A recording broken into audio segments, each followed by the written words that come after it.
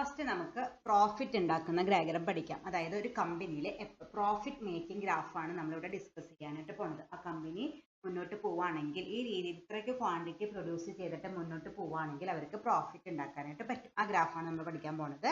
അതിനായിട്ട് നമ്മൾ കഴിഞ്ഞ ദിവസം പഠിച്ചോണം ഏറ്റവും ആദ്യം വരയ്ക്കേണ്ടത് നമ്മുടെ AR കർവും MR കർവുമാണ്. അതിനാണ് ഞാൻ കഴിഞ്ഞ ദിവസം അതിന്റെ ഡയറക്ഷൻ പഠിപ്പിച്ച് തന്നത്. അത് പഠിച്ചാൽ നമുക്കിത് കുറച്ചും കൂടി ഈസി ആയിട്ട് വരയ്ക്കാനായിട്ട് പറ്റും. അപ്പൊ നമ്മൾ ആദ്യം എന്ത് ചെയ്യണം? AR കർവ് വരയ്ക്കുക.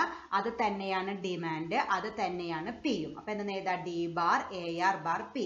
ഈ ഒരു കർവിന്റെ പേര് 3 പേരുകളുണ്ട്. ഡിമാൻഡ് കർവ് എന്ന് പേരുണ്ട്, ആവറേജ് റവന്യൂ കർവ് എന്ന് പേരുണ്ട്, പ്രൈസ് കർവ് എന്ന് പേരുണ്ട്. അപ്പൊ ഇതുപോലെ താഴത്ത് ഇങ്ങനെ എഴുതിയാൽ മതി. ഇതുപോലെ ഡൗൺവേർഡ് സ്ലോപ്പിങ്ങിലുള്ള ഒരു ഗ്രാഫ്, ഒരു സ്ലോപ്പ് ഉള്ള ഒരു ലൈൻ വരയ്ക്കുക. എന്നിട്ട് എന്താ എഴുതാ? D bar AR bar P. ഇതിനടുത്ത് എന്താ വരയ്ക്കേണ്ടത്? MR കർവ് വരയ്ക്കണം. നമ്മൾ കഴിഞ്ഞ ദിവസം പഠിച്ചോണം AR ഡൗൺവേർഡ് സ്ലോപ്പിംഗ് ആണെങ്കിൽ MRും ഡൗൺവേർഡ് സ്ലോപ്പിംഗ് ആയിരിക്കും.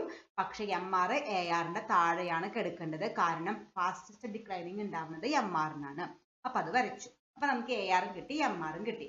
അടുത്ത് നമ്മൾ എന്താ വരയ്ക്കേണ്ടതെന്ന് വെച്ചാൽ നമ്മുടെ മാർജിനൽ കോസ്റ്റ് കർവ്. നമ്മൾ ഒരു ടിക്ക് മാർക്ക് പോലെ വരയ്ക്കാൻ പറഞ്ഞിട്ടില്ല, അതുപോലെ ഒരു മാർജിനൽ കോസ്റ്റ് കർവ് വരയ്ക്കുക.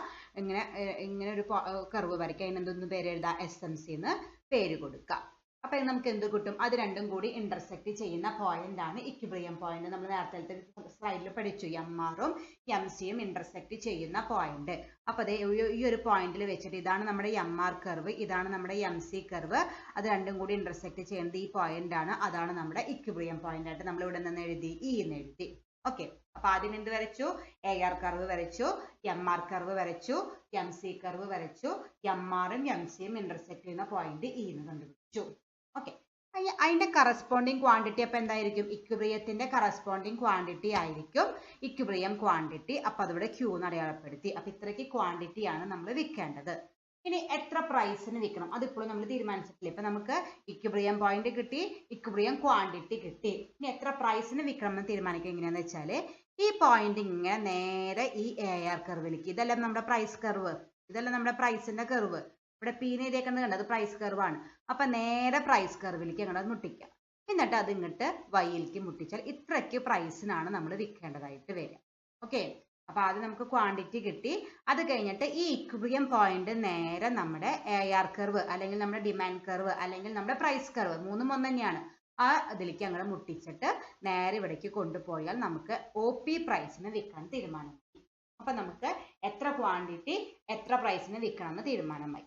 ഓക്കെ, അപ്പൊ ഇതാണ് ബേസിക് ആയിട്ടുള്ളത്. ഇനിയാണ് ഇത് കഴിഞ്ഞിട്ടാണ് നമ്മൾ പ്രോഫിറ്റ് ഗ്രാഫിന്റെ പ്രത്യേകത വരണുള്ളൂ. ഇത് പ്രോഫിറ്റ് ആയാലും നമ്മൾ നേരത്തെ പറഞ്ഞ പ്രോഫിറ്റ് ഡയഗ്രം ഉണ്ട്, no profit no loss diagram ഉണ്ട്, ലോസ് ഡയഗ്രം ഉണ്ട്. ഈ മൂന്നെണ്ണത്തിലും ബേസിക് ആയിട്ട് വരയ്ക്കുന്നത് ഇത്രയും കാര്യങ്ങളാണ്. AR കർവ് വരയ്ക്കുക, MR കർവ് വരയ്ക്കുക, MC കർവ് വരയ്ക്കുക. രണ്ടും ഇന്റർസെക്ട് ചെയ്യുന്ന പോയിന്റ് ഇക്വിലിബ്രിയം ആയിട്ട് മാർക്ക് ചെയ്യാം. കറസ്പോണ്ടിങ് X ആക്സിസിലേക്ക് മുട്ടിച്ചാൽ നമുക്ക് ക്വാണ്ടിറ്റി കിട്ടി, ഇക്വിലിബ്രിയം ക്വാണ്ടിറ്റി കിട്ടി.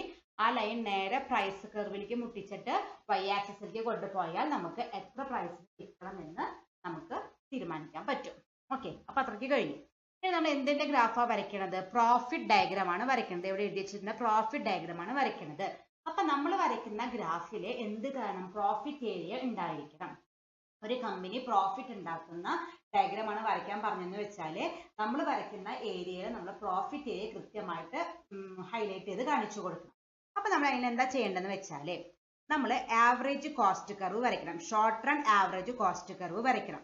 അപ്പൊ നമ്മൾ എന്താ ചെയ്യണമെന്ന് വെച്ചാൽ ഇത്രയ്ക്ക് പ്രൈസിനാണ് വിൽക്കുന്നത്, അതിന്റെ താഴെ കണ്ട് ആവറേജ് കോസ്റ്റ് കർവ് വരയ്ക്കാം. ഇത്ര നീട്ടി വരച്ചാലും കുഴപ്പമില്ല, ഇത്രയ്ക്ക് ഡിഫറൻസ് ഇല്ലെങ്കിലും കുഴപ്പമില്ല.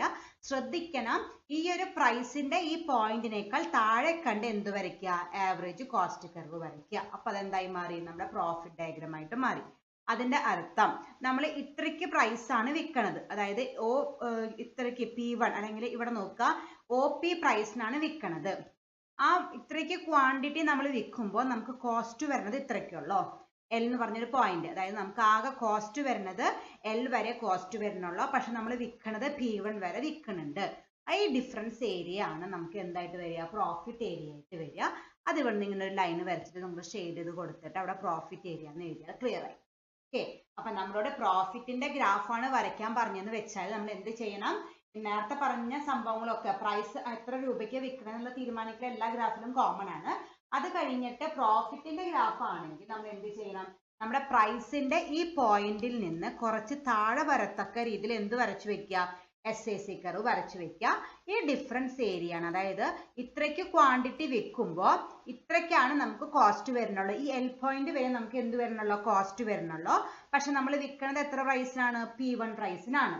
അപ്പൊ ആ ഒരു ഡിഫറൻസ് ഏരിയ ആണ് നമ്മുടെ പ്രോഫിറ്റ് ആയിട്ട് വരുന്നത്. സപ്പോസ് ഇവിടെ വേണമെങ്കിൽ നമുക്ക് പ്രൈസ് ഒരു എമൗണ്ട് ആയിട്ട് എഴുതാം. സപ്പോസ് ഈ ലൈൻ മുട്ടിച്ചത് T എന്ന് എഴുതിയിട്ടുണ്ട്. ഇവിടെ ഒരു 8 രൂപ എന്ന് വിചാരിക്കുക, ഇത് 8 ആണെന്ന് വിചാരിക്കുക, ഇത് 10 ആണെന്ന് വിചാരിക്കുക. അതായത് ഇത്രയ്ക്ക് ക്വാണ്ടിറ്റി ഉണ്ടാക്കാനായിട്ട് നമുക്ക് ആകെ എത്ര രൂപ ചെലവ് വന്നിട്ടുള്ളൂ, 8 റുപ്പീസ്. ഏതാണിത്, ഇത് ഏത് കർവാണ്, ആവറേജ് കോസ്റ്റ് കർവാണ്, അവിടെ നിന്ന് വന്ന ലൈനാണ് ഇത്. അപ്പൊ 8 രൂപ ചെലവ് വന്ന സാധനം ഞാൻ വിൽക്കുന്നത് എത്ര രൂപയ്ക്കാണ്, 10 രൂപയ്ക്കാണ്. 2 രൂപ ലാഭത്തിനാണ് വിൽക്കുന്നത്. ആ 2 രൂപ എന്ന് പറയുന്നത് ഈ ഏരിയ ആണ്. അതൊന്ന് ഷെയ്ഡ് ചെയ്തിട്ട് അവിടെ നിന്ന് എഴുതി വെക്കുക, പ്രോഫിറ്റ് ഏരിയ എന്ന് എഴുതി വെക്കുക. അപ്പൊ നമ്മുടെ പ്രോഫിറ്റിന്റെ ഗ്രാഫ് വരച്ചു കഴിഞ്ഞു. ഇത് പഠിച്ചാൽ അടുത്ത 2 നല്ല എളുപ്പമായിട്ട്, അത്ര ബുദ്ധിമുട്ടില്ല. അപ്പൊ ഇത്രയ്ക്കാണ് വരയ്ക്കേണ്ടത്. ഒന്നും കൂടി ഞാൻ സമ്മപ്പ് ചെയ്ത് പറഞ്ഞു തരാം. AR കർവ് വരയ്ക്കുക, MR കർവ് വരയ്ക്കുക, MC കർവ് വരയ്ക്കുക. MR MCയും ഇന്റർസെക്ട് ചെയ്യുന്ന പോയിന്റ് ഇക്വിലിബ്രിയം ആയിട്ട് മാർക്ക് ചെയ്യുക. അതിന്റെ കറസ്പോണ്ടിങ് ക്വാണ്ടിറ്റി ഇക്വിലിബ്രിയം ക്വാണ്ടിറ്റി. ആ ലൈൻ നേരെ P കർവിലേക്ക് ടച്ച് ചെയ്യിപ്പിച്ചാൽ നമുക്ക് എന്ത് കിട്ടിയത്, ഇങ്ങോട്ട് വൈയിലേക്ക് മുട്ടിച്ചാൽ നമ്മൾ എത്ര രൂപയ്ക്കാണ് വിൽക്കുന്നതെന്ന് മനസ്സിലായി. നമ്മൾ വരയ്ക്കേണ്ട പ്രോഫിറ്റിന്റെ ഗ്രാഫ് ആണെങ്കിൽ ഈ P പോയിന്റിന് താഴത്തെ വരത്തക്ക രീതിയിൽ SAC കർവ് വരയ്ക്കുക, പ്രോഫിറ്റ് ഏരിയ മാർക്ക് കൊടുക്കുക. എളുപ്പമാണ്. പെർഫെക്റ്റ് കോമ്പറ്റീഷന്റെ ഗ്രാഫിനേക്കാൾ വളരെ എളുപ്പമാണ് മോണോപ്പൊളിയുടെ ഗ്രാഫ്. നമുക്ക് മൊത്തം പഠിക്കാനുള്ള ഗ്രാഫിൽ ഇത്തിരി ബുദ്ധിമുട്ടുള്ളത് പെർഫെക്റ്റ് കോമ്പറ്റീഷന്റെ ആ 2 ഗ്രാഫാണ്. അത് നമ്മൾ ഓൾറെഡി പഠിച്ചു കഴിഞ്ഞു. ഇനി പഠിക്കാനുള്ളതൊക്കെ ഇത്രയ്ക്ക് ബുദ്ധിമുട്ടുള്ളതല്ല. ഓക്കെ, അപ്പൊ ഇങ്ങനെയാണ് പ്രോഫിറ്റിന്റെ ഗ്രാഫ് വരയ്ക്കുന്നത്. ഞാൻ എന്നും പറയണമെന്നും തന്നെ ഏതൊരു ഗ്രാഫ് വരച്ചാലും അത് മാത്രമായിട്ട് അവസാനിപ്പിക്കരുത്. അതിന്റെ താഴത്ത് അതിന്റെ എക്സ്പ്ലനേഷൻസ് എഴുതണം. അത് നിർബന്ധമുള്ള കാര്യമാണ്. കാരണം അല്ലെങ്കിൽ നമുക്ക് മാർക്ക് കിട്ടില്ല. ഗ്രാഫിക്കൽ റെപ്രസെന്റേഷൻ എന്ന് പറഞ്ഞാൽ ഗ്രാഫ് വരച്ചത് മാത്രമല്ല, അതിൽ നിങ്ങൾ വരച്ചിരിക്കുന്ന കാര്യങ്ങൾക്ക് കുറച്ച് എക്സ്പ്ലനേഷൻ കൂടി എഴുതിയാലേ നമുക്ക് മാർക്ക് കിട്ടും. അപ്പൊ ഇതിന് എന്തൊക്കെ എക്സ്പ്ലനേഷൻസ് എഴുതണേ നമുക്ക് നോക്കാം. AR is the demand or average revenue curve or profit curve. നമ്മൾ നേരത്തെ വരച്ചതിലെ ഈ AR കണ്ടില്ലേ, അതിന്റെ പേരുകളാണ്. അത് ഡിമാൻഡ് കർവ് ആണ്, ആവറേജ് റവന്യൂ കർവ് ആണ്, പ്രോഫിറ്റ് കർവ് ആണ്. നമ്മൾ MR കർവ് വരച്ചു. MR is the marginal revenue curve which is falling below the AR curve. MR curve എന്ന് പറയുന്നത് മാർജിനൽ റവന്യൂ കർവ് ആണ്. അത് AR കർവിന്റെ താഴെയാണ് കിടക്കേണ്ടത്. SAC എന്ന് പറഞ്ഞാൽ ഷോർട്ട് റൺ ആവറേജ് കോസ്റ്റ് ആണ്. SMC എന്ന് പറഞ്ഞാൽ ഷോർട്ട് റൺ മാർജിനൽ കോസ്റ്റ് ആണ്. Equilibrium is the point at which MR and MC intersect from the below. Equilibrium point നമ്മൾ കണ്ടുപിടിച്ചിട്ടുണ്ടായിരുന്നു. ഏത് പോയിന്റ് ആണ്, നമ്മുടെ MRഉം MCയും ഇന്റർസെക്ട് ചെയ്യുന്ന, താഴത്തുനിന്ന് വന്ന് കട്ട് ചെയ്യുന്ന ഈ പോയിന്റ് ആണ് നമ്മുടെ equilibrium point നമ്മൾ ഫിക്സ് ചെയ്തത്. OQ is the equilibrium quantity. നമ്മൾ അത് കഴിഞ്ഞിട്ട് equilibrium point കണ്ടുപിടിച്ച് കഴിഞ്ഞിട്ട് അതിന്റെ കറസ്പോണ്ടിങ് ക്വാണ്ടിറ്റി എന്തായിട്ട് വെച്ചു, equilibrium quantity ആയിട്ട് കണ്ടുപിടിച്ചു. Then to determine the price, a line is drawn towards the price line from the equilibrium point. അതാണ് നമ്മൾ പറഞ്ഞത്. ഇനി നമുക്ക് എന്താണ്, equilibrium quantity കണ്ടുപിടിച്ച് കഴിഞ്ഞാൽ പിന്നെ നമ്മൾ അടുത്ത ടാസ്ക് എന്ന് പറയുന്നത് പ്രൈസ് കണ്ടുപിടിക്കലാണ്. അതിന് എന്ത് ചെയ്യണം എന്ന് പറഞ്ഞത്, a line is drawn towards the price line from the equilibrium point. Equilibrium പോയിന്റിൽ നിന്ന് പ്രൈസ് ലൈനിലേക്ക് ഒരു ലൈൻ ഡ്രോ ചെയ്യുക. A line is drawn from the equilibrium point towards the price line. Then we will get P1 and the corresponding line towards y axis will be the price point. അപ്പോൾ നമുക്ക് എന്ത് point കിട്ടി, P1 point കിട്ടി. ആ P1 പോയിന്റിൽ നിന്ന് നേരെ y ആക്സിസിലേക്ക് touch ചെയ്താൽ നമുക്ക് എന്ത് കിട്ടി, പ്രൈസ് കിട്ടി. അതാണ് എഴുതിയിരിക്കുന്നത്. Then we will get P1. അപ്പോൾ ആ ലൈൻ അങ്ങോട്ട് നമ്മുടെ ഇക്വിലിബ്രിയം പോയിന്റിൽ നിന്നും ഒരു ലൈൻ അങ്ങോട്ട് നമ്മുടെ പ്രൈസ് ലെവലിലേക്ക് മുട്ടിച്ചാൽ നമുക്ക് P1 പോയിന്റ് കിട്ടും. ആ P1 പോയിന്റ് നേരെ y ആക്സിസിലേക്ക് മുട്ടിച്ചാൽ നമുക്ക് എന്ത് കിട്ടി, we will get the price point. The price minus average cost will be the profit area, that is the shaded area. The price minus average cost. ഈ പ്രൈസിൽ നിന്ന് ഈ ആവറേജ് കോസ്റ്റ് ലെസ് ചെയ്താൽ എന്ത് കിട്ടി, നമുക്ക് എന്ത് കിട്ടും, പ്രോഫിറ്റ് ഏരിയ കിട്ടും. അതാണ് നമ്മുടെ ഷെയ്ഡഡ് ഏരിയ ആയിട്ട് വരുന്നത്. ഓക്കെ, അപ്പോൾ ഈ ആദ്യം ഇത് നമ്മൾ വരച്ച് ഇക്വിലിബ്രിയം കണ്ടുപിടിച്ചിട്ട് ക്വാണ്ടിറ്റി കണ്ടുപിടിച്ചു. നേരെ ഈ ലൈൻ ഇങ്ങോട്ട് മുട്ടിച്ചാൽ നമുക്ക് പ്രൈസ് കിട്ടി. അതും ആവറേജ് കോസ്റ്റും തമ്മിലുള്ള ആ ഏരിയനെ വിളിക്കുന്ന പേരാണ് പ്രോഫിറ്റ് ഏരിയ. അപ്പൊ ആദ്യം നമ്മൾ ഈ ഗ്രാഫ് വരയ്ക്കുക. അത് കഴിഞ്ഞിട്ട് ഇതുവരെയുള്ളത് OQ is the equilibrium point. ഇതുവരെയുള്ളത് കോമൺ ആണ്. ഇതിലും വരയ്ക്കാം, അടുത്തതിൽ പഠിക്കുന്നതിലൊക്കെ ചെയ്യാം. ഈ 3 പോയിന്റ് മാത്രമാണ് നമുക്ക് വ്യത്യാസമായിട്ട് വരുന്നത്. അത് കൃത്യമായിട്ട് പഠിച്ചു. ഓക്കെ, അപ്പൊ നമ്മുടെ പ്രോഫിറ്റിന്റെ ഗ്രാഫ് പഠിച്ചു. ഇനി നമുക്ക് എളുപ്പമാണ് പ്രോഫിറ്റിന്റെ ഗ്രാഫ് പഠിച്ചാൽ ലോസിന്റെ ഗ്രാഫും അതുപോലെ നോ പ്രോഫിറ്റ് നോ ലോസിന്റെ ഗ്രാഫും പഠിക്കാൻ എളുപ്പമാണ്. അടുത്ത് നമ്മൾ പഠിക്കാനായിട്ട് പോകുന്നത് no profit no loss diagram ആണ്.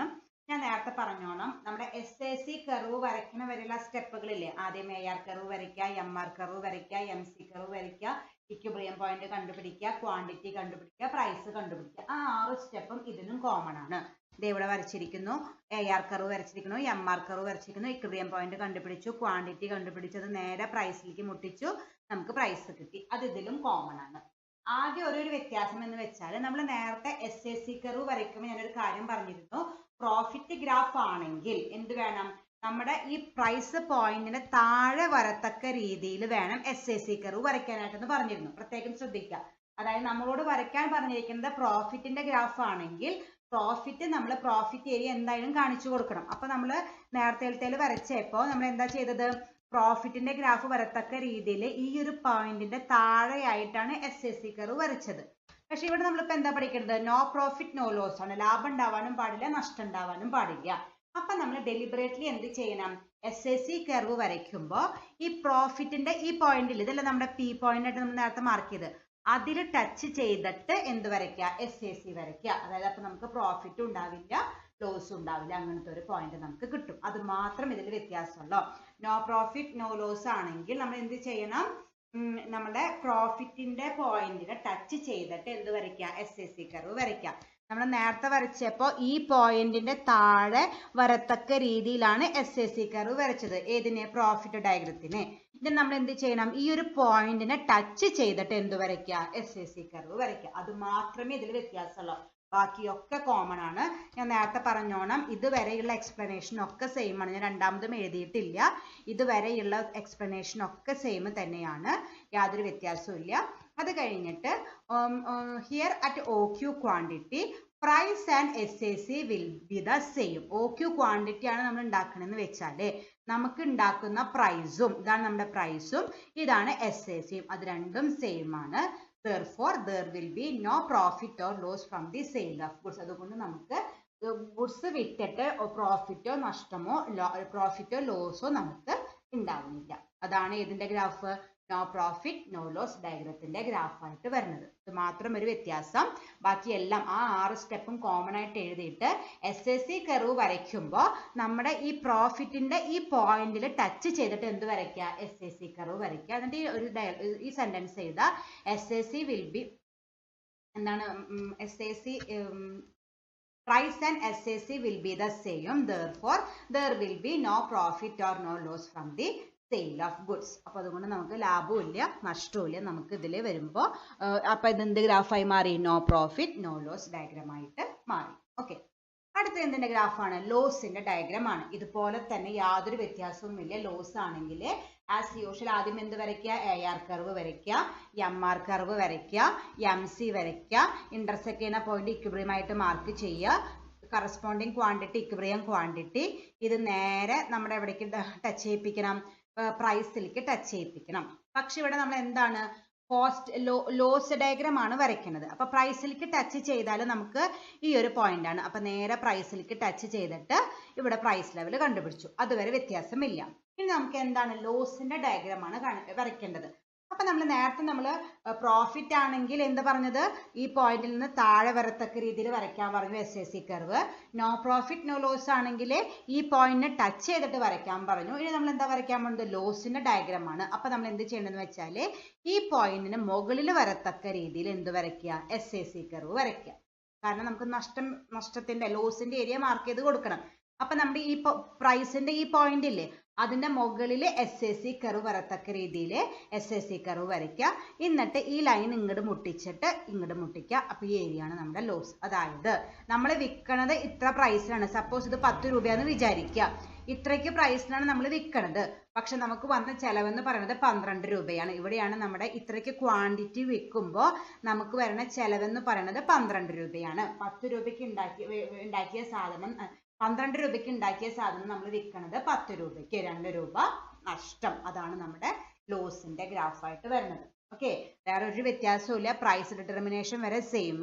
അത് കഴിഞ്ഞിട്ട് SAC കർവ് വരയ്ക്കുമ്പോൾ ഈ പ്രോഫിറ്റിന്റെ പോയിന്റിനെ മുകളിൽ വരത്തക്ക രീതിയിൽ ടച്ച് ചെയ്യാൻ പാടില്ല.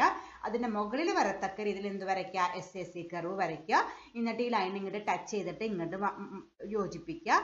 ഈ ഏരിയ ആണ് നമ്മുടെ ലോസ് ഏരിയ എന്ന് പറഞ്ഞിട്ട് മാർക്ക് ചെയ്ത് കൊടുക്കുക. അത് ഞാൻ എക്സ്പ്ലനേഷൻ എന്താണ് നേരത്തെ പറഞ്ഞോണം. ബാക്കി എക്സ്പ്ലനേഷൻസ് ഒക്കെ സെയിം തന്നെയാണ്.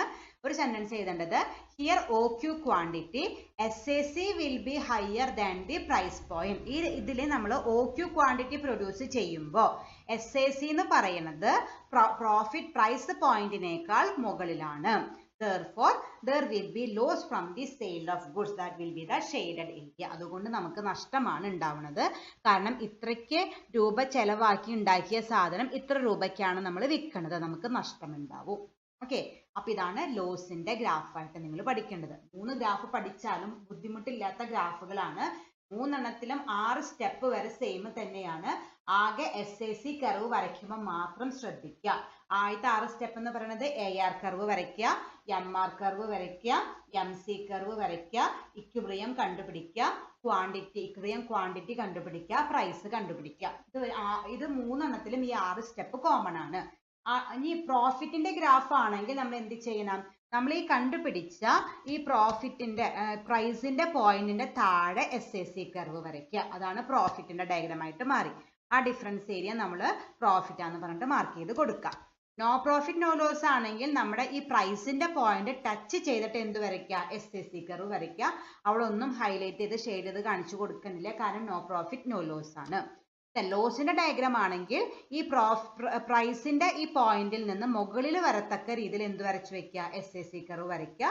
ഈ ഏരിയ നമ്മുടെ ലോസ് ഏരിയ ആയിട്ട് മാർക്ക് ചെയ്ത് വെക്കാം. ഓക്കെ, അപ്പൊ ഈ 3 ഗ്രാഫ് 3 ഹെഡ്സിന്റെ profit diagram, no profit no loss diagram, loss diagram എന്ന് പറഞ്ഞിട്ട് നിങ്ങൾ നോട്ട്ബുക്കിൽ വരച്ചു വെക്കുക. ഇത് എങ്ങനെയാണ് വരച്ച് പഠിക്കേണ്ടത് എന്നുള്ളതിന്റെ ക്ലാസ് ഞാൻ നാളെ പറഞ്ഞു തരാം. Okay, thank you.